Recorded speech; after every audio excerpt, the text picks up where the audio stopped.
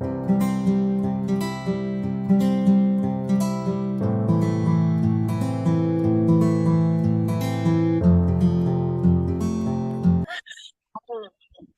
this is Tiffany Lorraine, the Resilient Mother, with the Resilient Mother podcast. In February, we are going to be talking about resilient empowerment. And today I have a special guest that we're going to talk about empowering communication and the importance of that to be resilient and build resilient relationships in our lives. With no further ado, here she is. We have Kristina Lucia of Curiously Curated Creations. She is an illustrator and an author who just recently had a book launch last night and is out doing amazing things. But she has a great story that she shared with me about communication and her development with it. And we have some common ground there. And I'll let her talk about that a little bit. Thank you. Thank you so much for having me. Yes, I am an author and illustrator. I'm also a blogger, just became a podcaster myself. And my whole mission around everything I do is communication between parents and children. And why I do that is because when we communicate effectively with each other, our relations are our relationships are able to reach higher, more intimate levels with each other. And this not only goes between you and your child, it also goes between you and your friends, you and your significant others, you and your siblings. And I've seen these differences in my personal life. And so I can testify to it.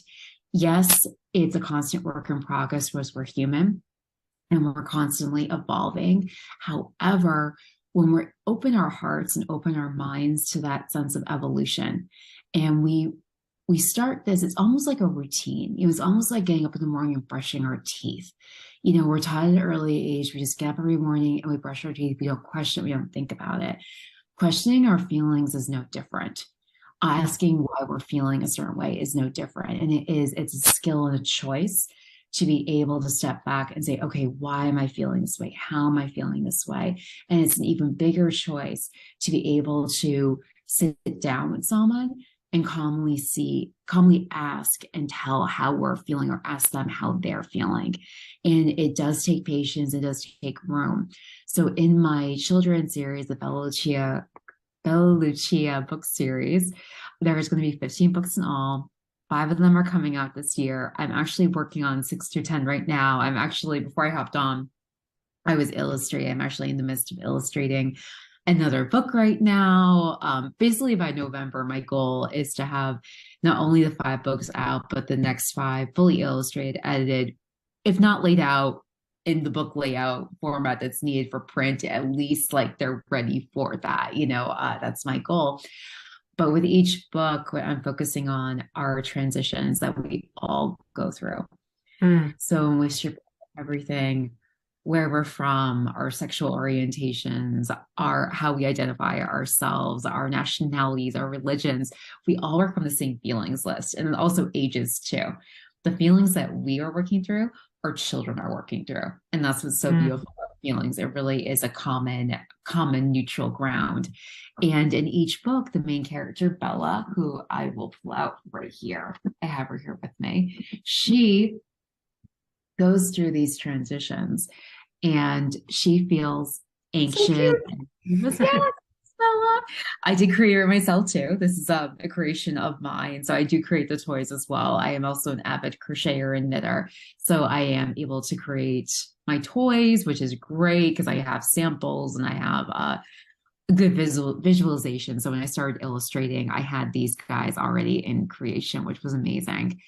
So for And our audience that's just listening to the audio, what she's holding right now is a super cute little gray and pink crocheted elephant. That's just adorable with a little bow on its head.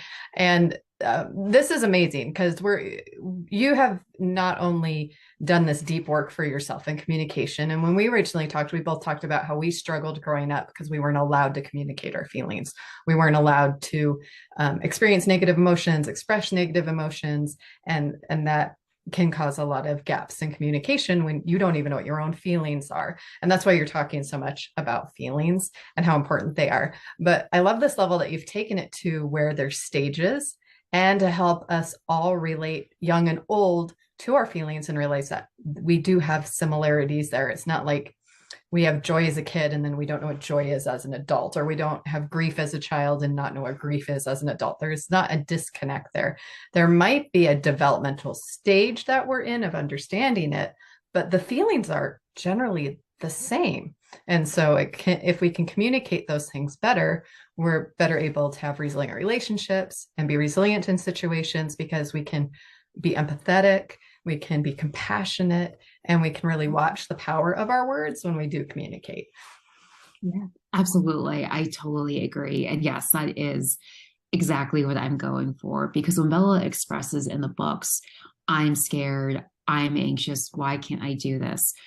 One of her parents or another adult that's helping her through the transition relate to her, but they relate to her as an adult, meaning I get scared as an adult. I still need to ask help as an adult because it's so easy to have these disconnects, like you said, where we think, oh, what's the big deal? This isn't a big deal, and as an entrepreneur, I often use my nephew as a perfect example. So watching him learn to roll over and then learn to crawl, and I realize you're a mom yourself, and then watching him figure out walking and then figure out the stairs, yes, he got frustrated. I'm not saying he did not get on the first shot, but he kept on going. And watching him do that and having my own sister share these beautiful moments with me, there were so many times where even now that he's overcoming new things right now, I'm like, what, how is this any different from us as entrepreneurs?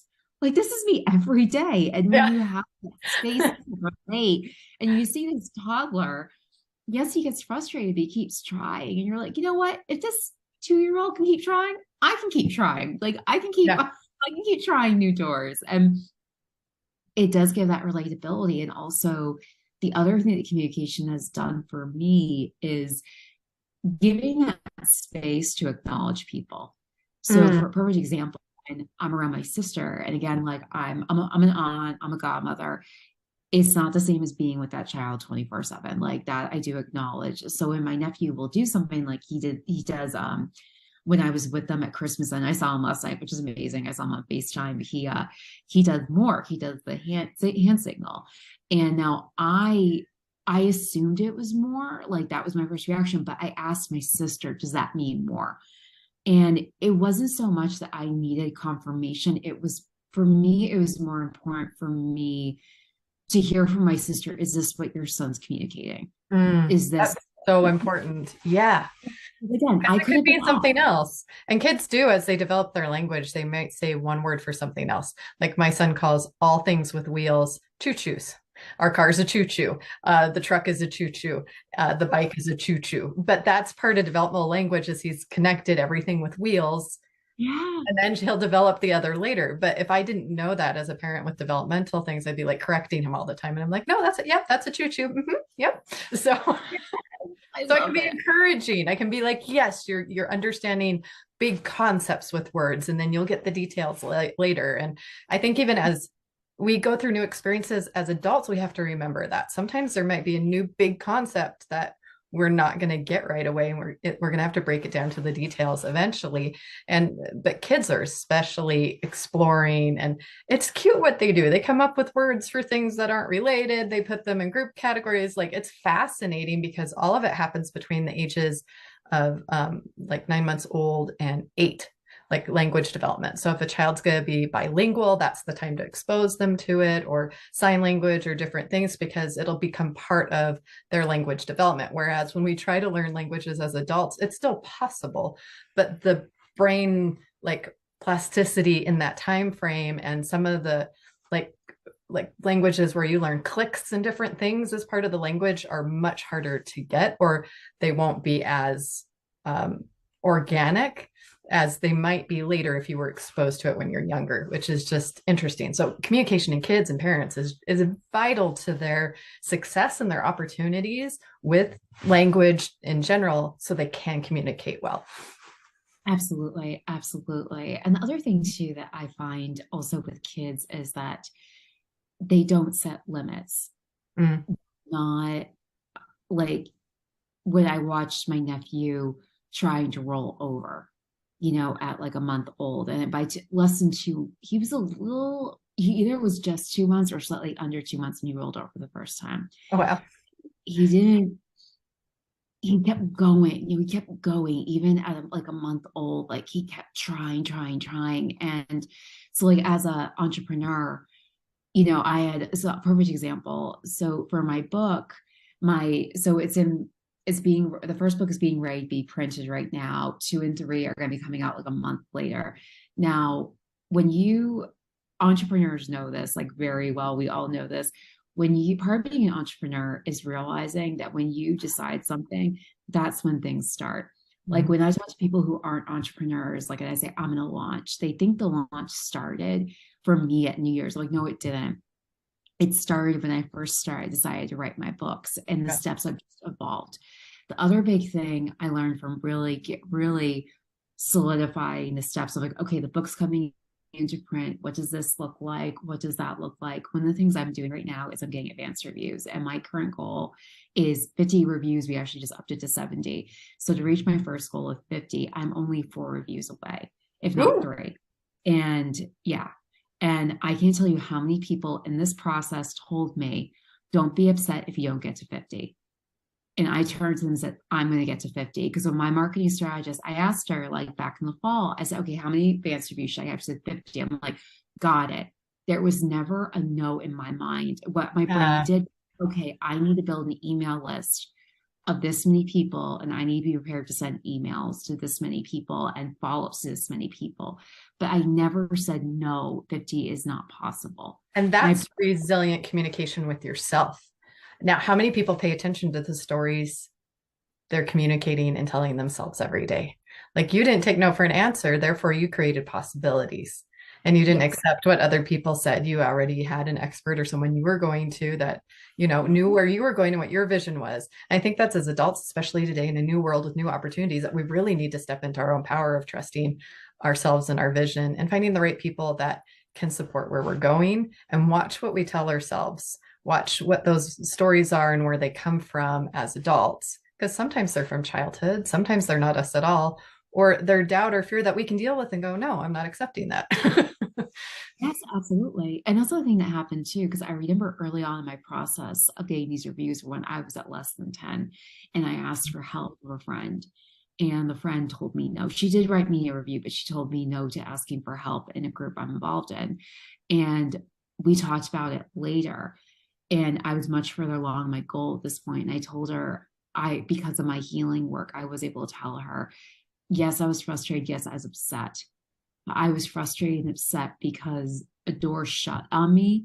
Because what I was scared of is how am I going to get to 50, not am I going to get to 50. I always knew I'd get to 50 reviews. If I Mm, put more frustration, it's like, how am I going to get to 50? yeah. How am I going to find the right 50 people? But again, I've had enough experience personally with doors closing on me, and even with my personal life. Like I had a door close in my personal life this week that I'll be honest, I'm still working through it. I'm still processing it, but I realized for myself too, when doors close, it's easier to be scared and upset. For me personally, I realize it's easy to be scared and upset because I know what's behind that door.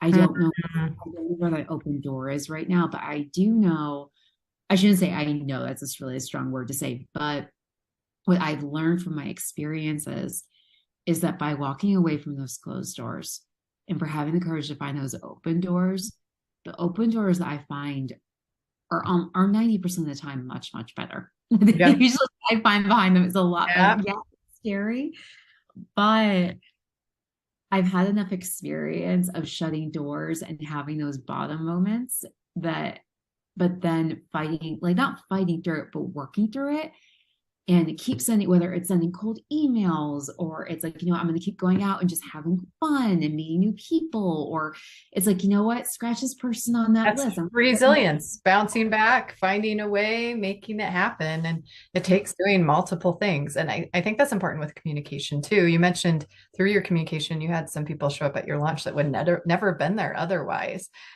But you kept going for those doors, seeing what was behind the next door, what was the next behind door, or what, isn't there that saying, when a door closes, a window opens, or when a window closes, a door opens, or something like that. But I think it's trusting the process that everything that's meant to be is meant to be. And the people as well who stay in your life and who go from your life, That's meant to be. And the key relationships, though, we do build through communication. And we really have to be in tune with our feelings to express those things and to give people permission to do the same in others. People are going to feel the most cared about and seen when we ask, how are you feeling? How do you feel about that? Do we do that very much anymore? I don't think we do it nearly enough. It's like we've decided we're not robots. We're human beings. Feelings, emotions are part of this humanity that we are experiencing. And the more that we can see that in each other, the better we're going to be for it. Absolutely, absolutely. And that's the other thing too, that I actually do this in my books. And the other part of my mission beyond communication is also being your true self. Mm, And, Bella is a child version of me. mhm. Originally the name came from my friend's little girl. And as I started writing Bella, I realized how much I was writing myself and my own mother. But also, Bella's been my nickname for a very long time. One of my dance coaches crowned me as Bella, and a lot of people in my life call me beautiful or Bella. It's usually beautiful or Bella. And I was scared to admit that for a very long time. And when I started writing and realizing, oh my gosh, like my friend's toddler is helping me identify with my inner child. But I also realized you have a mission of communication and being your true self. I need to proudly stand before you and your audience, as well as all the other audience in front of them, and say, yes, a toddler helped me identify with my true self, because Bella was my nickname. And when I first started writing, I was too ashamed to admit this is my nickname.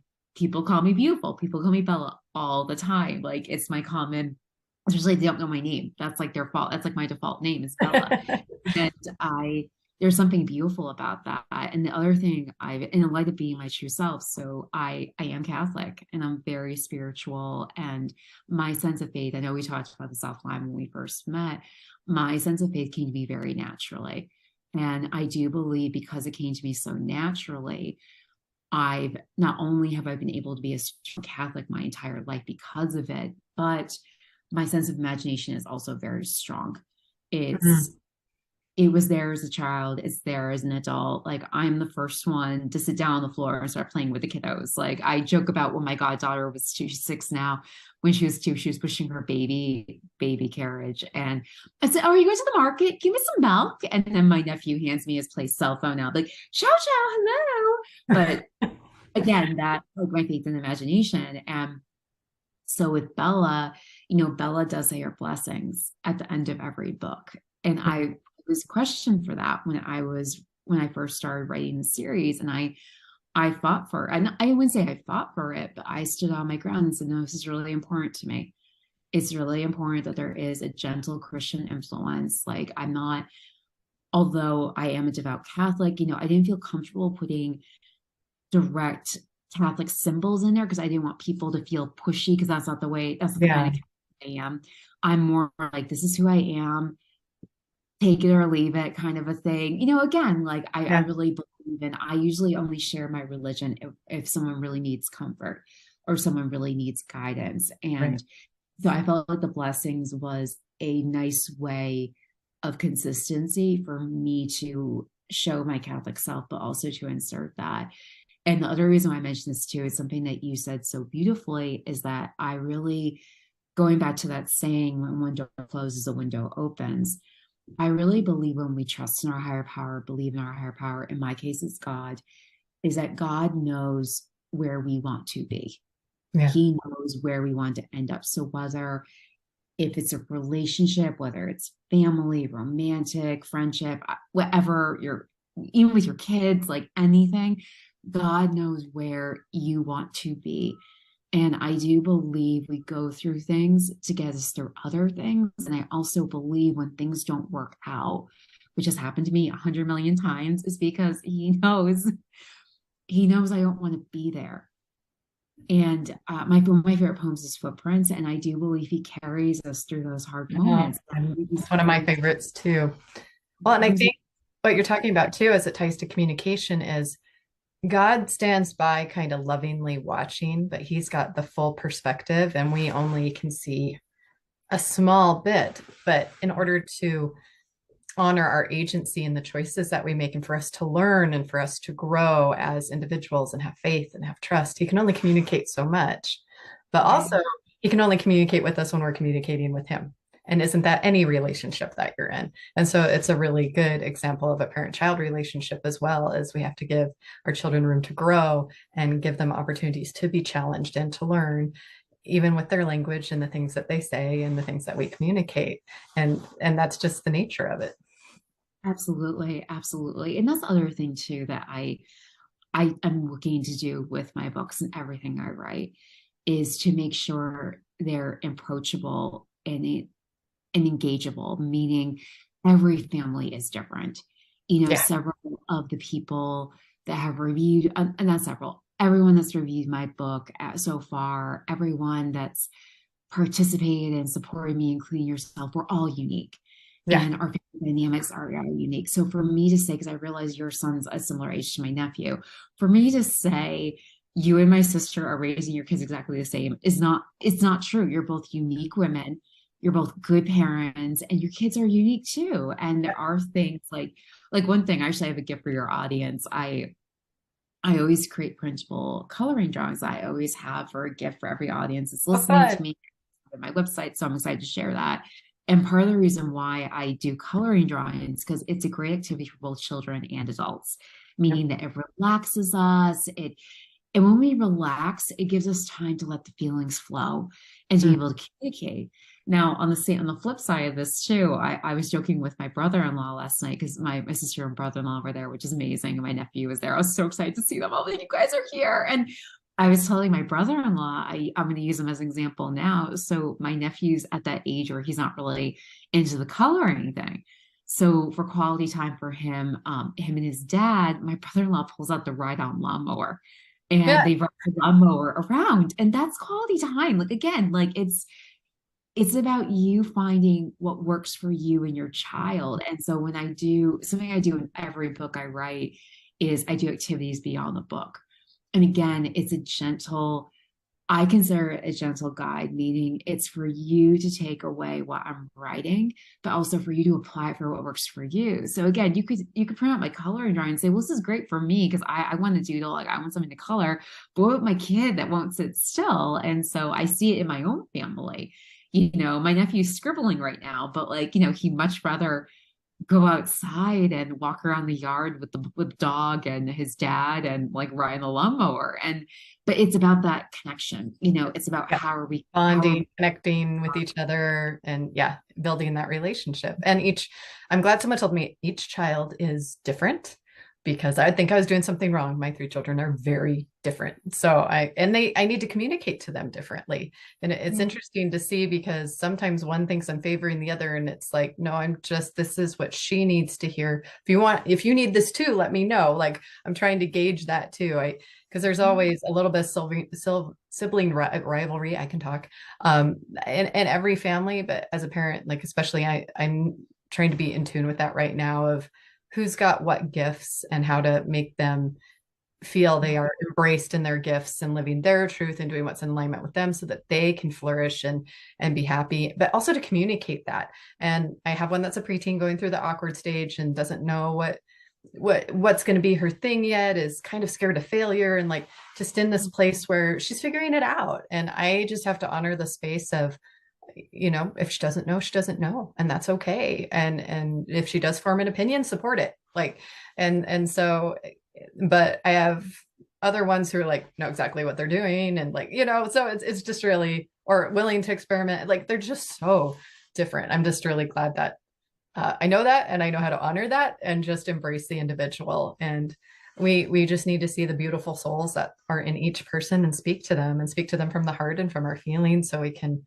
really have those deep connections the world is craving so badly today, because we have a lot of this surface quick, like, don't like, is it good, is it bad, like just quick judgments, and we're not going deeper into what a person is feeling or their experience, or realizing at the core of it, we all want the same things. We all want to be loved. We all want our children to flourish. We all want our relationships to flourish. We all want to be a blessing to others and be a light. And in the core of all of that, we're more the same than we are different if we just take the time to make that connection.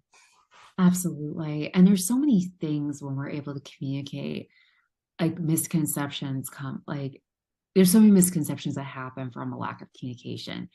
And I've seen that in my own life. And like for my family, at least, like one of the biggest evolutions of me doing this kind of work and writing these kinds of books and whatnot is, so in my family, Christmas dinner is a big deal. And when I got the list from one of my siblings of who was doing what, I was doing the very basic things. And I honestly was hurt. I was hurt. I was frustrated. And I realized why that was happening because my mom, when she was living, liked to be in complete control of everything. And so Mm. as a result, they had this idea, oh, I only do like laying out the antipasta. And I wrote to one of my siblings, I said, it really mean a lot to me if I could do the ravioli or something, because mom would never let me do it. She always had to be in control. And now keep in mind, I've been baking and cooking since I was a little girl, which is also why I get more upset because I am the cook and baker. And so for me to just be laying out meats, it's kind of like they didn't mean to upset me. Right. They were just observing what they Well, observed. it's your trigger. And a big thing I've learned lately is I'm in charge of my own triggers. And so you were just communicating what was important to you. And like you said, I never got to do this. I want to do that. And that was a great way to communicate it. I think the word triggers, oh, you're triggering me. Well, we do. We have emotions and then Yes. we have feelings. The emotions are human chemistry. They happen. Feelings are the meaning we put on those emotions. And that's the big thing that we need to be able to communicate is this emotion came from this, made me feel this. So could you honor my feelings? Could you honor the meaning of the situation for me? This is my perspective. And then the person can respond positively because and you're coming from the I place, which is great, and not the you place. Because the minute you say you this, you that, you triggered me, you caused this emotion. No, I'm in charge. It's my emotions, it's my responsibility, and it's my job to communicate that to you so then you can decide what you are going to do, but you are not the cause. So Absolutely. And it did work it luckily like this, again, not every communication works out the way you want it to. right. Not you're don't always guarantee for someone to listen to you, but I was grateful that my siblings heard me out. And so for the past 2 years, I've been making the ravioli for Christmas dinner Yeah. and other things, which is amazing. And this past year, we actually had it was even better because I took that step to take responsibility for my feelings and for how I was reading into the situation, be able to say, hey, this is how I feel. This is really important to me. So this year, and it was funny because this year, so again, going deeper into communication. So I'm my mother's daughter. I freak out if there's not like 100 dishes on the table. Now, meanwhile, my siblings are more like they want one day of leftovers, no more. Whereas me, if you don't have stuff in the freezer for a week or like a month, like you're a failure of a host. So Oh, like, of course, I get paranoid. And so I said, oh, I think we should do stuffed chicken. And when my siblings said, I think we're gonna have too much. And I took a step back. I said, okay, Kristina, why do you want the stuffed chicken? Okay, because you have to be the crazy Italian woman host. All right, what's more important? You compromise with your siblings or you have an extra dish on the table. I chose to compromise with my siblings because I saw their point.